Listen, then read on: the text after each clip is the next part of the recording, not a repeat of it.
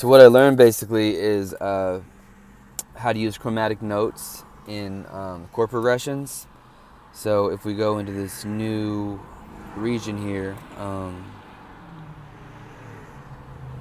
you can see the numbers on the top. That basically corresponds to chords. So there's 7 notes that correspond to each key, which means you can only push 7 of the white and black keys in one octave. An octave is a span of 8 white keys, including all of the black keys, right? That's a range on the piano. So what that means is basically you can create your chords right down the line just by creating a simple triad, right? So this is the that's designed to be D, that's designed to be E, that's F, G minor, and down the line. So it's really easy to create quick chord progressions, but the difference here is you can't use any of the notes that are outside of the key. So sometimes you want to do that just to add color, or just to add a certain kind of feel, or if you want to transpose a key, it's a little easier. But this is a quick and dirty way to basically use all of the chords in a chord progression without having to think too hard about it. But if you want to, you can go here into chromatic at the bottom, make chromatic, and then what we have here are the actual notes. So if you want to use, like, say, the D minor, you can count the notes, right? So a minor is 3 notes over, 1, 2, 3, and then 1, 2, 3, 4. That's a minor chord right there. Whoa. Oh, I got all these other ones. We don't need any of this right now. So that's a minor chord. And you can go to F to make a major. It's basically the same thing. You for an F you skip 4 and then you skip 3. So F, 1, 2, 3, 4 would be the A, and then 3 would be the C. So that's a F. So if we bring these over here for the second part, and then create the D again, you'll hear how the minor is kind of more melancholy and the major is happier.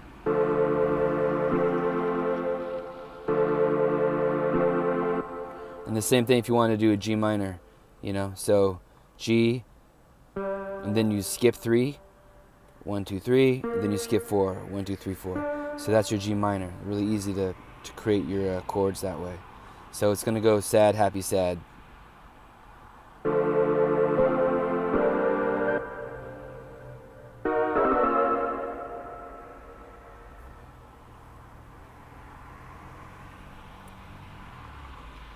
Right.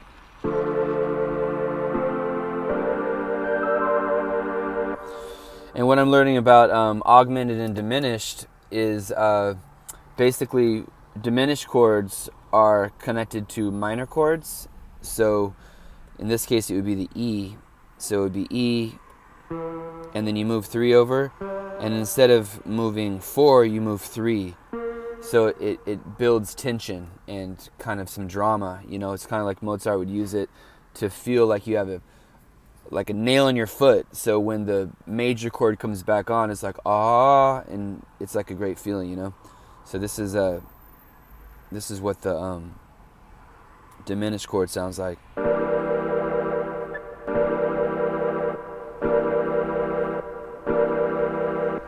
And then I'll put it right back to the root, the D, so that you're restored to the root chord and the harmony is complete. So here we go.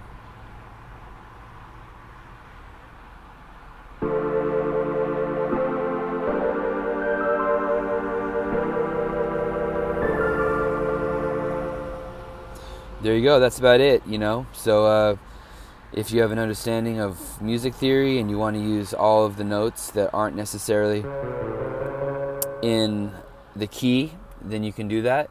And if you want to really stick just to the notes and the chords that are in the key, then you can choose the traditional way to do it. And you can also go in your settings here at the upper right, that lug nut, and you can you can make the loops chromatic. So if you click that, every single loop that you make is automatically going to be chromatic. But honestly, I kind of like the idea of having it really simple and easy, knowing every note that I push is in harmony, and I can make chords really easy without having to think about it. So if I want to go speed, I do it this way, and if I wanted to do it like, if I wanted, the whole music theory, the whole range of all the notes in front of me, then I'd make it chromatic. So there you go. That's I don't even know what they call it. It's a normal versus chromatic, I guess. So that's how you kind of create chords in Auxy and in general on digital software platforms.